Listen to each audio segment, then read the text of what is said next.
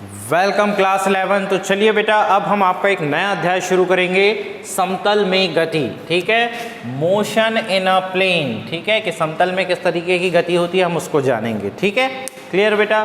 तो इस अध्याय में जो हमें बेसिकली ध्यान देना है वो देना है बेटा सदिश पे।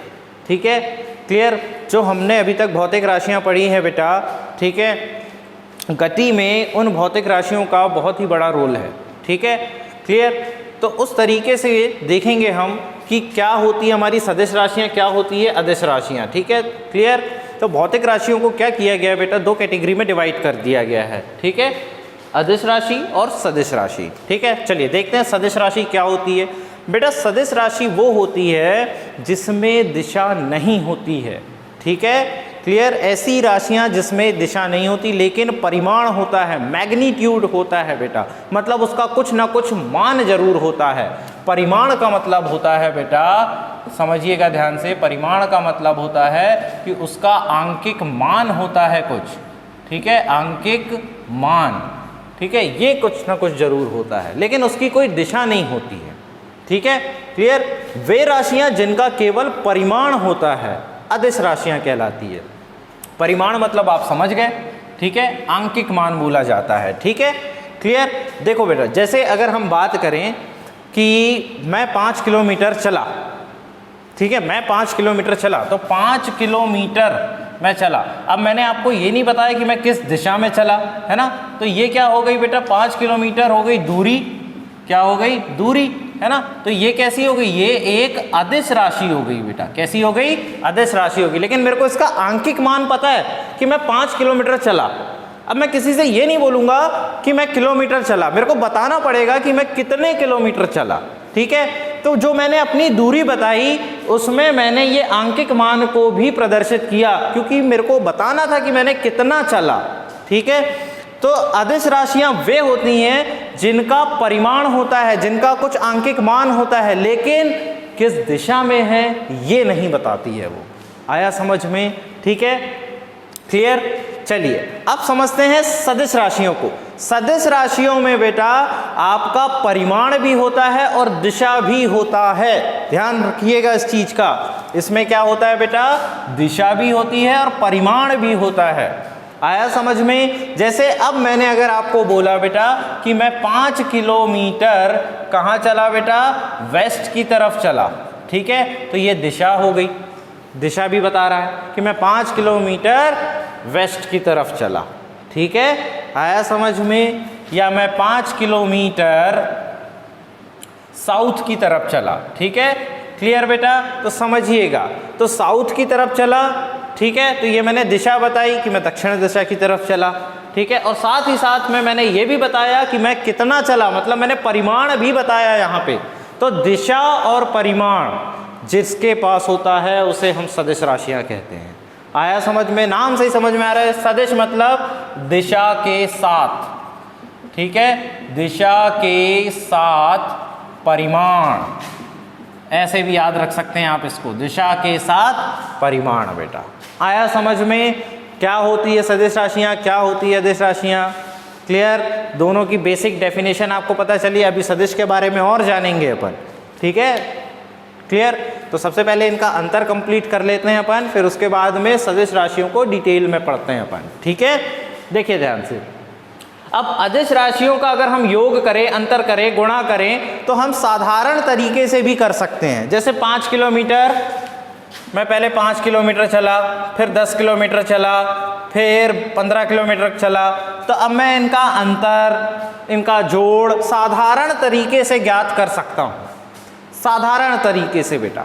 आया समझ में। तो मतलब साधारण गणितीय विधि से मैं इसको ज्ञात कर सकता हूँ। आया समझ में इतना, क्लियर। लेकिन अगर सदिश राशियों का मेरे को जोड़ना, घटाना, गुणा, भाग करना है बेटा, तो मेरे को एल्जेब्रिक मेथड यूज करना पड़ेगा, वेक्टर एल्जेब्रा। मतलब सदिश बीजगणित के कुछ नियम होते हैं, उसको पालन करना पड़ेगा। तो वो नियम क्या होते हैं अभी हम आगे देखेंगे कि सदिशों को किस तरीके से जोड़ा जाता है, किस तरीके से घटाया जाता है और किस तरीके से सदिशों का गुणा और भाग किया जाता है। तो इस बारे में हम यहाँ पे देखेंगे बेटा। ठीक है, तो वो स्पेशल मेथड होती है जिसमें हम सदिशों को जोड़ते, घटाते व गुणा करते हैं। आया समझ में। क्लियर। अब समझिए तीसरा पॉइंट क्या कहता है, दो या दो से अधिक राशियों को जोड़ने घटाने पर प्राप्त अदिश, हमें अदिश राशि ही प्राप्त होती है। मतलब दो या दो से अधिक राशियों को अगर आप जोड़ेंगे घटाएंगे तो बेटा आपको क्या मिलेगी, आपको एक सदिश राशि ही प्राप्त होगी। क्या प्राप्त होगी, आपको एक सदिश राशि ही प्राप्त होगी। आया समझ में। जैसे यहाँ पे देखिए मैंने 5 किलोमीटर, अगर मैं इन दोनों को जोड़ूं तो ये मेरे को 10 किलोमीटर प्राप्त हुआ है ना। तो ये क्या हो रही है, ये एक अदिश राशि ही प्राप्त हो रही है हमको। आया समझ में, क्लियर है यहाँ तक, ठीक है। लेकिन अगर हम बात करें बेटा अदिश राशियों में, ठीक है, तो हमें क्या मिलता है, दो या दो से अधिक राशियों को जोड़ने व घटाने पर सदिश प्राप्त होता है।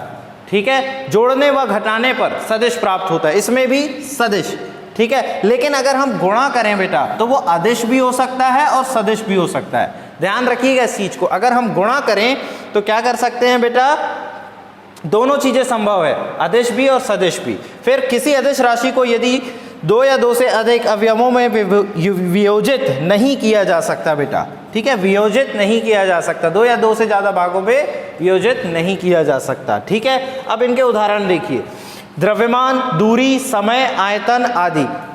देखिए द्रव्यमान, दूरी, समय, आयतन, तो जिसका हम उदाहरण ले रहे थे ये क्या बता रही थी, ये दूरी बता रही थी, तो इसके साथ में कोई भी दिशा नहीं थी बेटा। आया समझ में, क्लियर। वैसे ही समय है, समय के पास में कोई दिशा नहीं होती लेकिन इसका अंकिक मान होता है ना, क्लियर। जैसे मैं आपसे पूछूं अभी कितना टाइम हो रहा है तो आप बताएंगे सर 12 बजे, 1 बजे, लेकिन आप ये थोड़ी बताएंगे कि 1 बजे उधर, 1 बजे इधर, ऐसा बताते हैं क्या, पर नहीं बताते, है ना। आया समझ में। आयतन भी इसी प्रकार की राशि है आपकी, ठीक है। अब बात करते हैं सदिश राशियों के उदाहरण की, तो बेटा विस्थापन, वेग, त्वरण, बल आदि। ठीक है, तो विस्थापन हमें बताना पड़ता है कि किस तरफ विस्थापन हुआ, वेग भी हमें बताना पड़ता है क्योंकि वेग तो खुद ही क्या है बेटा, इसके पास में दिशा होती है, एक सदिश राशि है, परिमाण भी बताता है, दिशा भी बताती है कि किस तरफ वस्तु गति कर रही है या किस दिशा में वस्तु गति कर रही है। ठीक है, त्वरण भी सेम ऐसे ही है बेटा कि किस दिशा में त्वरण हो रहा है, बल किस दिशा में बल लग रहा है। आया समझ में। जैसे अगर मैं इस बोर्ड की तरफ अगर बल लगाऊं तो मेरे को पता है कि मैं इस बोर्ड की तरफ बल लगा रहा हूं, तो ये क्या है, दिशा बता रहा है, कितना बल लगा रहा हूं तो वो उसका परिमाण हो जाएगा। आया समझ में, क्लियर। तो इस तरीके से सदिश राशियां और अदिश राशियों में हम अंतर स्पष्ट कर सकते हैं बेटा। चलिए अब हमने अंतर पढ़ लिया, अब हम पढ़ेंगे बेटा कि सदिश राशियां क्या हैं, कितने टाइप की होती हैं, कैसे इसको लिखते हैं, कैसे पढ़ते हैं, क्या क्या इनके रूप होते हैं, ग्राफीय विधि भी देखेंगे इनकी। ठीक है, चलिए ग्राफीय निरूपण इसका, ठीक है बेटा। आया समझ में, तो इसको नोट कर लो फटाक से, फिर अपन पढ़ते हैं नेक्स्ट।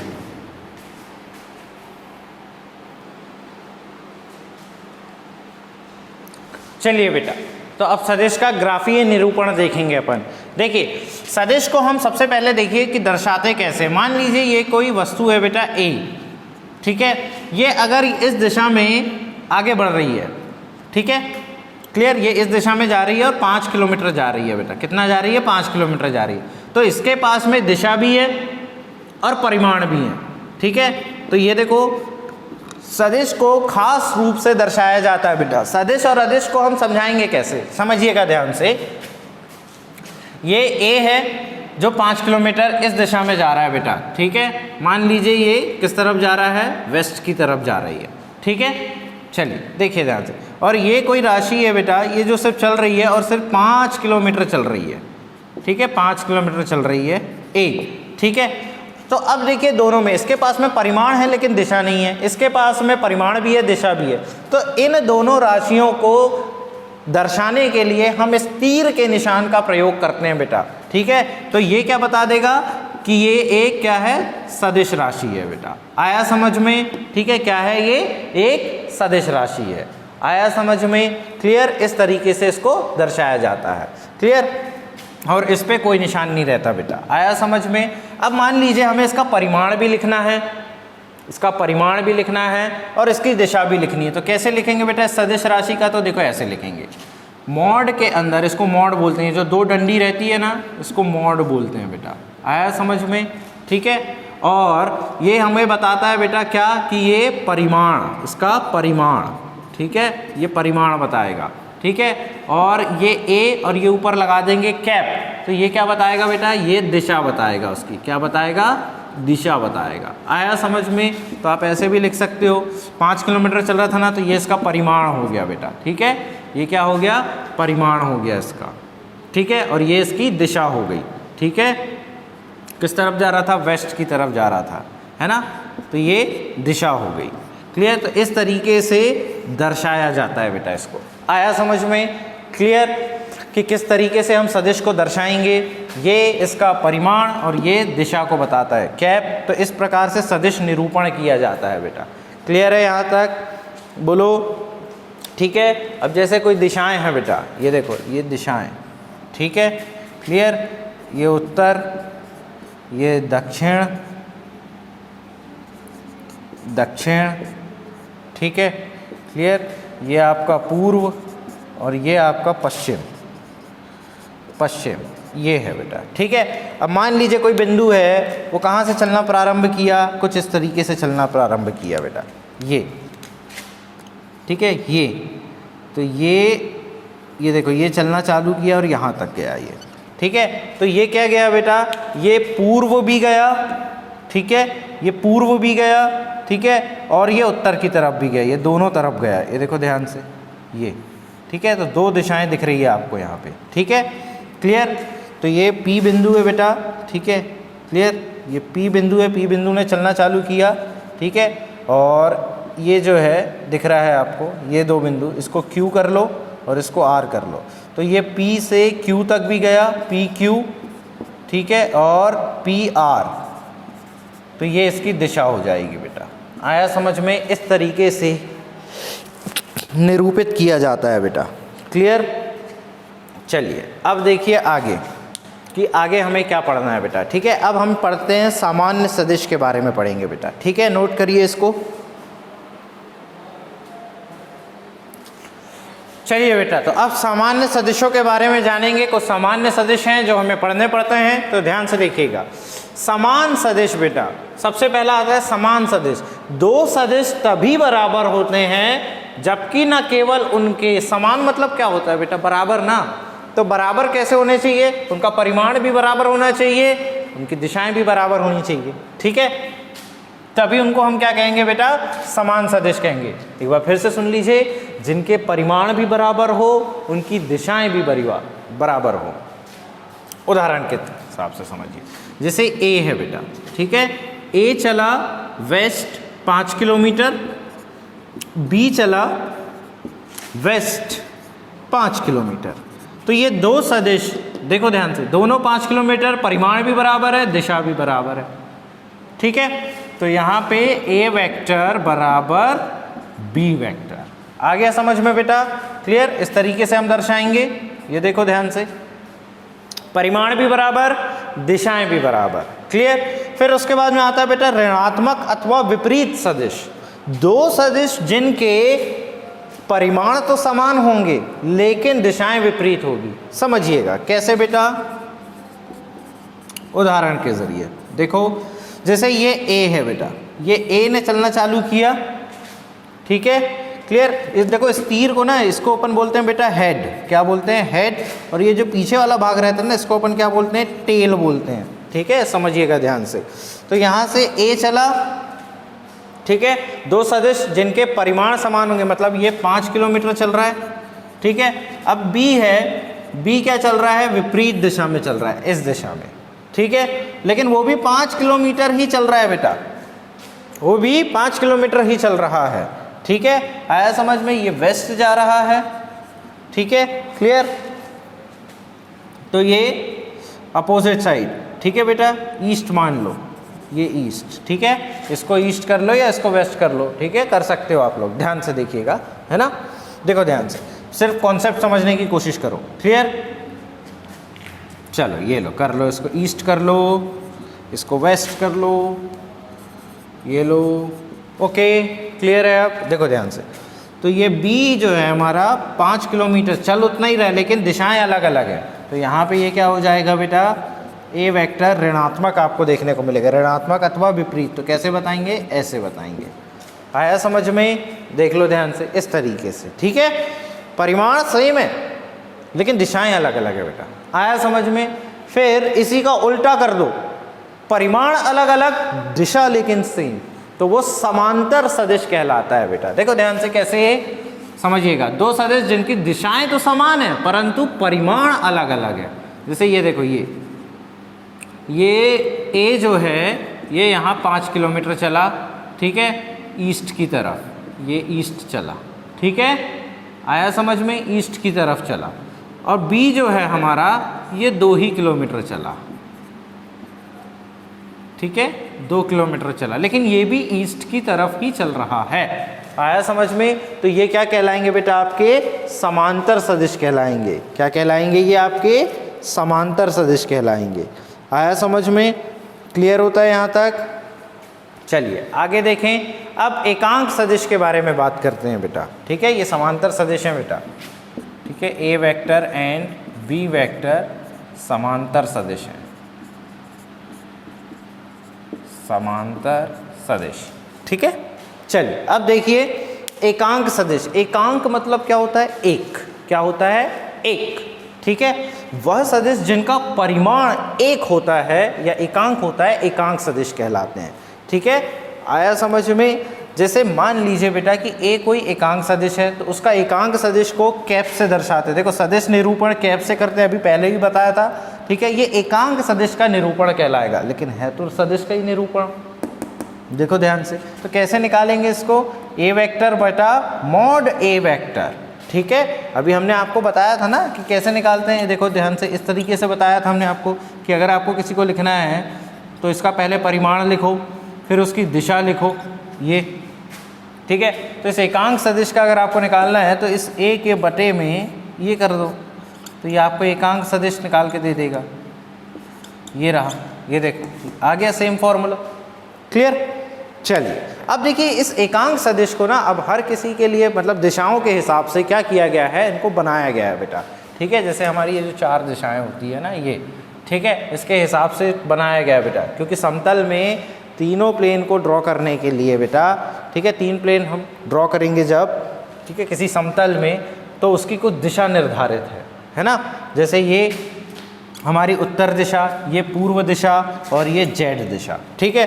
अब जैसे मान लो अगर कोई बिंदु है, ये अगर कोई बिंदु है बेटा, मान लो P है यहाँ पे, ठीक है, P अगर यहाँ चल रहा है बेटा, ये देखो x दिशा में चल रहा है, तो इसको हम दर्शाएंगे आई कैप से। किससे?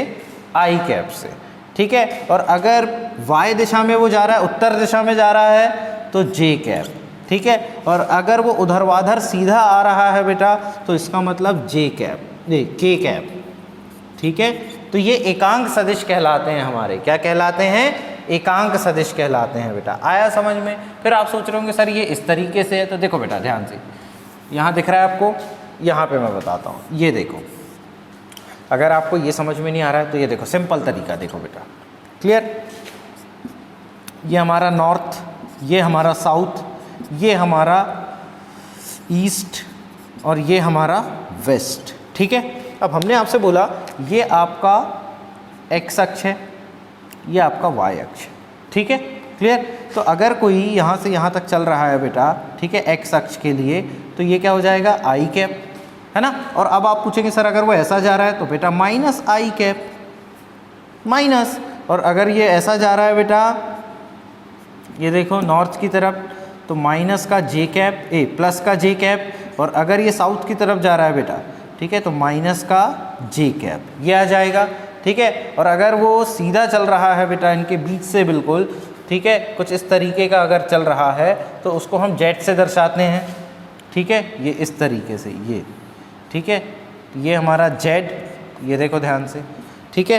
तो ये अगर ऐसा चल रहा है तो माइनस के कैप, और ऐसा चल रहा है तो प्लस का के कैप, ठीक है। हालांकि प्लस को लिखते नहीं है, तो इस तरीके से हम दर्शाते हैं बेटा।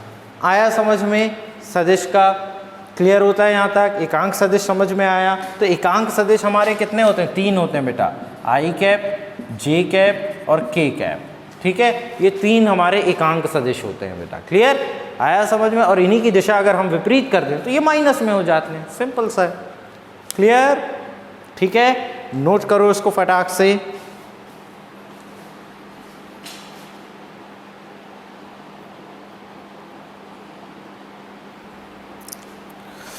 चलिए बच्चों, तो अब आगे देखते हैं अपन शून्य सदिश के बारे में जानते हैं बेटा। शून्य सदिश, ठीक है, वह सदिश जिसका परिमाण शून्य होता है बेटा उसको शून्य सदिश कहते हैं हम, ठीक है। आया समझ में, इसको ध्यान रखिएगा, आगे इसको हम यूज़ करेंगे बेटा, ठीक है, क्लियर। जिसका परिमाण क्या होता है, शून्य होता है बेटा, ठीक है। अब ध्यान दीजिएगा कि इसका परिमाण शून्य होता है, ठीक है, परिमाण शून्य है, परंतु दिशा हम कुछ भी ले सकते हैं बेटा इसकी।